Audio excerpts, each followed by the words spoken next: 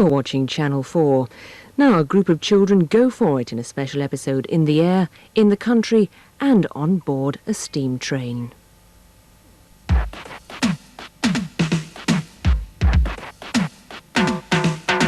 the charts, we're aiming for number one. So listen now, let's have some fun. We'll show to you the kind of things that you can do. You bet we're gonna go for it. Like the birds, we're gonna fly our way. We're ready till tomorrow, wanna do it today. Cause we're really keen, making red lights green. You know we're gonna go for it. Go for it together. We're gonna have a good time by helping one another. Go for it, you know that we can do it. And nothing's gonna stop us now. Go for it! Hello, my name's Julie and I'm going gliding.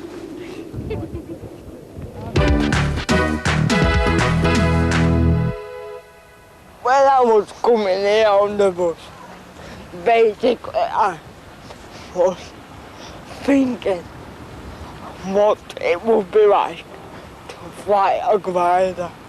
And when I came here, I saw many different glider aircraft. And I began to panic. Me, You Jason, Stephen and Mitzvah, we all had to look at one of the gliders. Pirate Tony showed us some of the controls, how to get it started, bringing its nose up and to bring it down. Basically it's a glider, and what we're doing is using the engine to climb up to the height that we want to fly to, switch the engine off and then glide back down. We do this regularly, these flights, mostly on a Tuesday and Thursdays, and not always in this aeroplane. But the idea of this flight, as I say, is to get you into the air and then fly you around and then see if you then would like to be able to glide. I didn't think it was going to be like this, having a roof over the top. I thought it'd be a bit like an hang glider. I had this thought that the pilot was gonna eject and leave me. I was panicking about the moment of flight. Okay. Just hope the pilot is a nice guy. For my sake. Put one leg down each side of the... Here's the stick. You know what that is, don't you? Yeah. We've already talked about that. Okay. Right, now we've got to strap you in.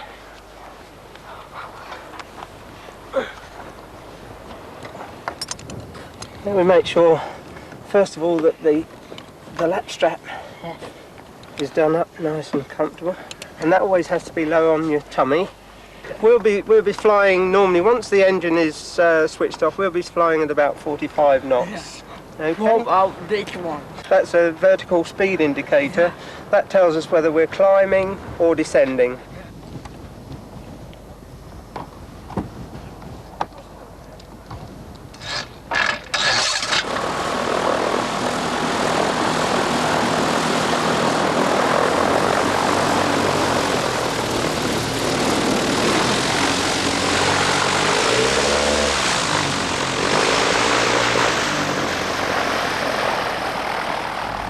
That's it, have a good wave to them.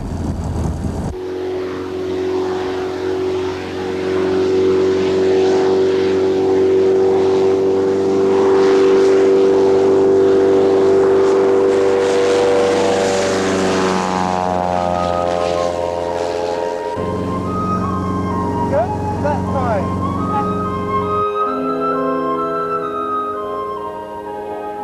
I've got my hands off, you're flying the aeroplane. Okay, now we want to go a little bit more to the right, so just move the stick over to the right a little, that's it, jolly good, that's good isn't it? Yeah. You're doing very well. I'll do it. You see it? I'll do It's a long way away, isn't it?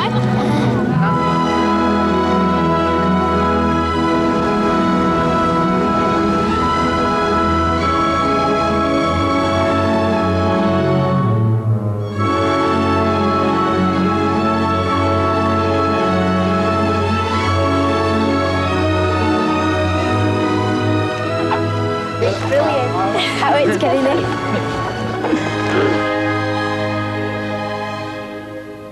Well, it was very noisy on the takeoff, but once you get up to 1,500 feet and turn the engines on, it's very peaceful and quiet and beautiful.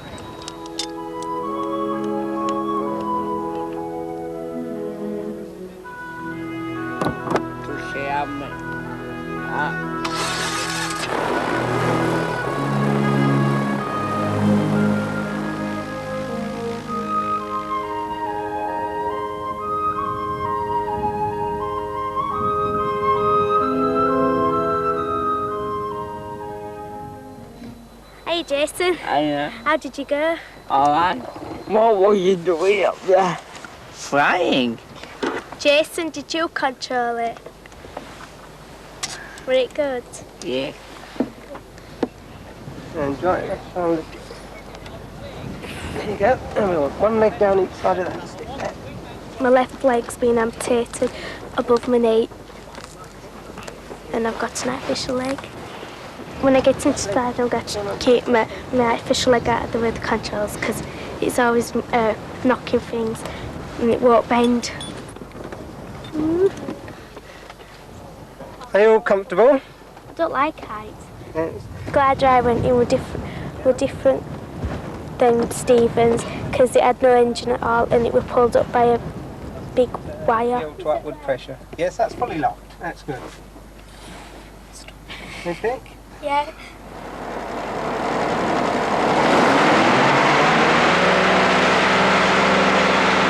Oh, I can't do it! Yeah, have a look over the side there. Look, there we go. I felt awful at first going up and then as soon as that wire released then it seemed alright. Lovely. What we do now is we settle down to our normal gliding speed. We'll make a gliding now? yes, yep. So if you look down to the side there, look out to the left. See the way we're turning. The best bit was being up in the sky.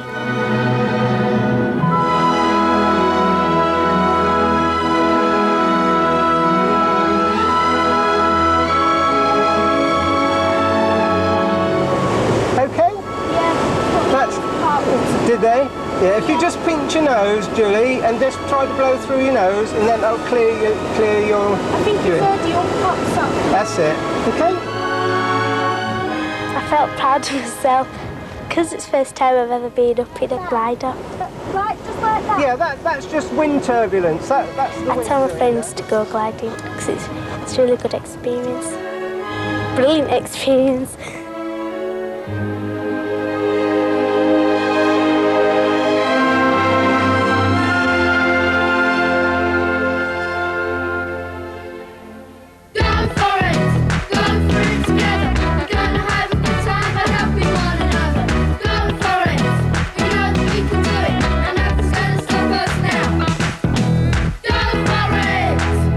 My name's Emma and these are my two sisters, Nicola and Joanna.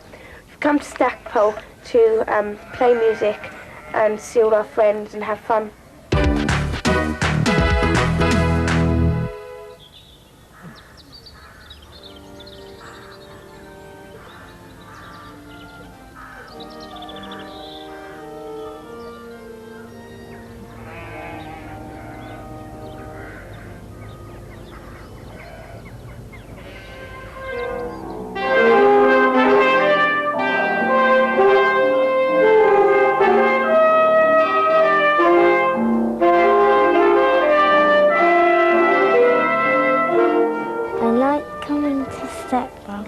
Because I mix with my friends, I see all the countryside, I go for walks and I make music.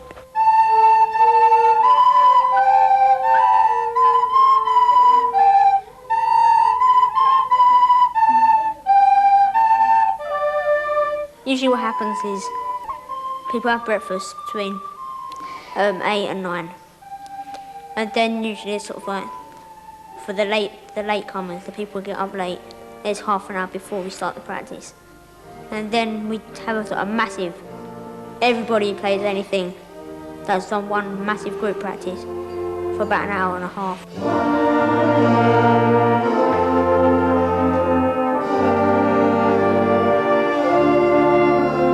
They pick quite a well-known piece of music, and then everyone gets their little part.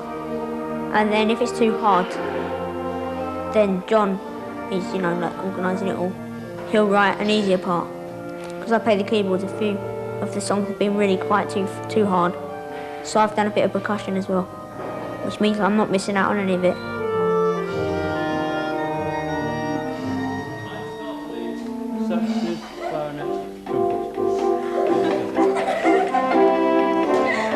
It's a music course, but like everything, you specialise in one thing, but you don't just do that thing. You have a lot of fun and stuff.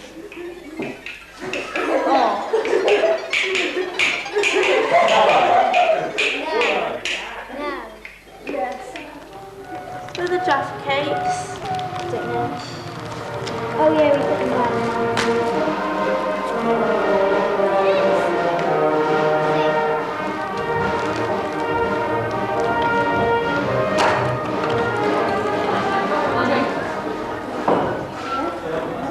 And then we have a short break, half an hour break, for people to have a cup of tea and stuff, and sort of recover from the shock of getting up.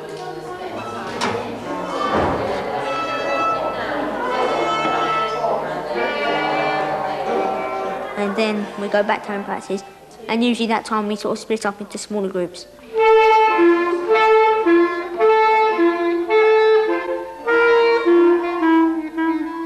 We'll all practice the same piece of the music, but just in smaller groups, so that if we need a bit more help, we have someone who can help us. Excellent, Rosie, you got a bit lost, Emma, didn't you? That's fine. F sharp's a bit iffy. Remember Frankie as well.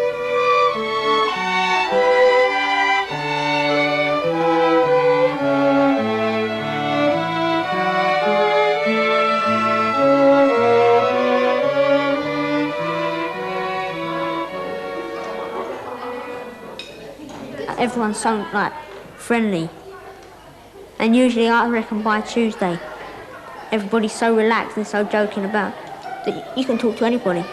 They're just so relaxed and so pleased to know you.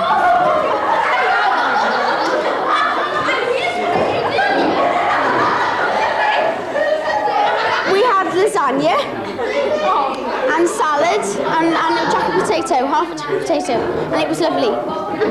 But the pudding made up for it. Then after lunch, we've got hours of free time, and people go on walks. They go into town, or just sit around and chat. What do you like about Wales then, Joe? It's quieter. It's quieter. It is quieter. It is true. But it isn't in the summer because it's very busy on the beaches because there are loads of beaches here. Yeah, we went over to Stackpole ages ago.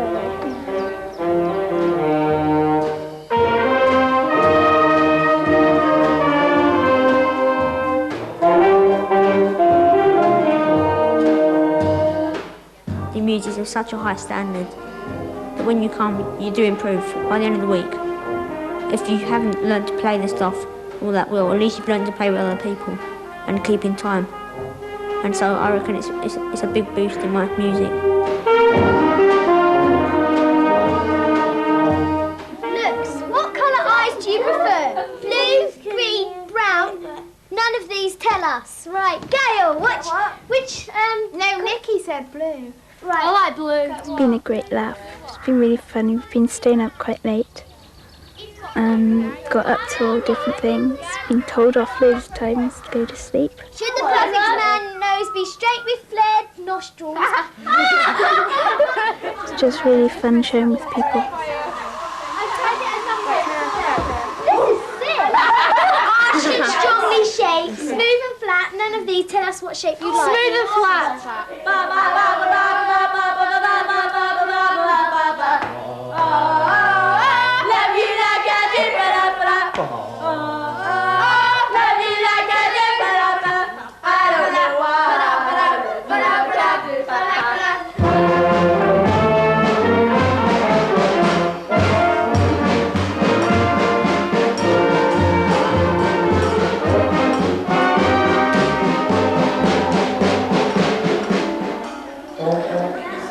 Everybody, now David. Boom, boom, boom. Sometimes it's easy, sometimes it's not. But I like playing in bands, and I think most people do. Some of the pieces are really hard and you've really got to work at them. But by the end of the week, you're quite used to them. Some of them we really enjoy, like the circus one, which is really good and fun.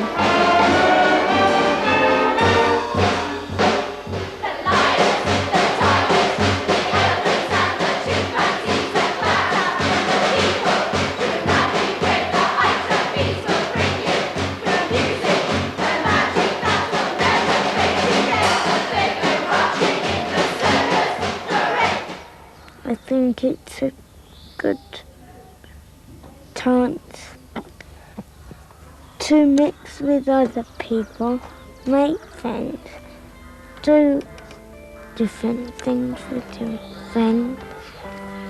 I think this week is very good in that way.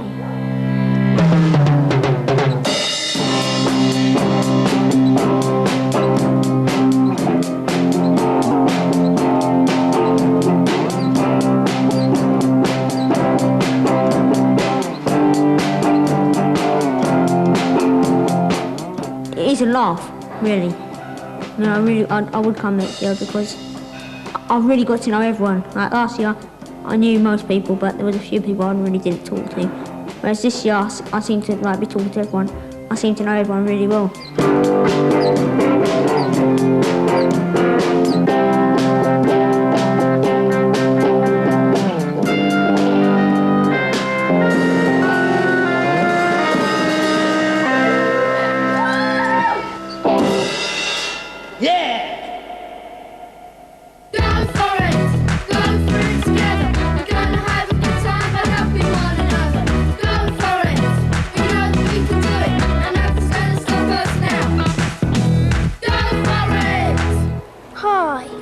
John, don't want to go train spotting?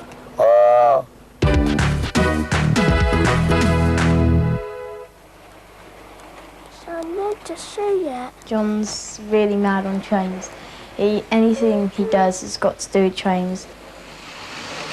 I've got this diesel here pulling some wagons and brake van behind it. I don't like that little wagon there. I call my trains by their names like South Pacific, Diesel Shunter, and Sir Nigel Gracie. There's a picture of Milo, the fastest steam locomotive in the world. Lee is a good friend to us. He's very interested in trains as well. He's found the sort of magic that train brings alive in John, and he thinks it's very exciting to come down and see John play as well as play down here himself. I like looking at trains because they're very fantastic because you can ride on them. How many trains are stopped here? 16 at the present moment. That's since I come on duty at 6 o'clock. Oh, I like coming to Dakota for a day out to get away from parents and home. It's just an enjoyable day out with my brother, John, my friend Lee and David when he can get down. And it's good fun. 5, 4, 3, 1, 6. Remember the next one. Oh, did you get it? It was a 1, 6, 4, I think it was, I'm not sure. 4, 3, 1, 6, 4. Here comes the DMU. 7, 5. What? Well, here comes the DMU, come on then. It's 47592. How many coaches, John? 5! My brother's probably better than me at steam engines because he's actually had more time on them because he's very keen on trains and they're very intricate things. They've got a lot of detail to them and that's helped him a lot in his drawing as well. John, show your pass. We come down here between 9 and 10 o'clock and we'd have about 1 to 2 hours watching. Which train is your favourite along here then, John? What's your favourite train? And we go on train rides, see if there's any jobs to be done, anything else like that. This is the Dressler Castle, and it's a 460. It has 6 big driving wheels and 4 carrying wheels, and it has no carrying wheels at the back, so it's a 460. And it's got these big driving wheels so it can move along, these big coupling rods and these big connecting rods which connect up to this crosshead, and the crosshead is connected onto the slide bar. You can see the trains moving by watching the rods moving and the crosshead going backwards and forwards, like this. My dad taught John about wheel arrangements, and that's helped his counting a lot because he's learnt that he's counted up 10 wheels on an engine, and he can then find out their wheel arrangement. So a 460 would mean that's got 10 wheels, and he knows that 4 add 6 is 10, so that has helped him in that sense. Same with a 262, that's helped him pick out a 10 wheel arrangement as well. That's a 460 as well. Cookamana.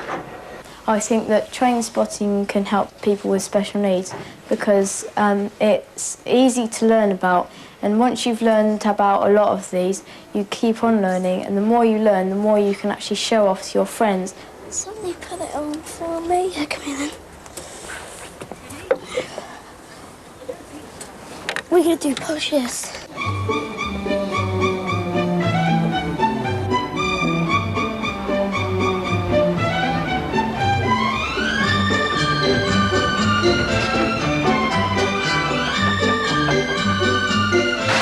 That's it, just a little bit. That's enough. Now bring it round towards the doors. Put it in. That's it. Now, unlock the reverser. Come on, you know what to do, don't you? That's it. Keep going round. Keep going. Now, push that lever back to lock it. Good boy. I drove the engine. The driver told me what to do. Watch the needle going up. That means the brake's coming off. That's it. Good boy. Lovely job. Now make some steam, won't it? Now blow the whistle. Both hands.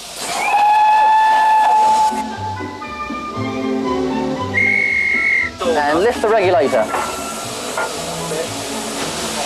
And we're off. We're going. Stand on the seat. What makes me most proud of John is that his capability for wanting to know more. He loves his trains and he'll do anything for them. It's just amazing.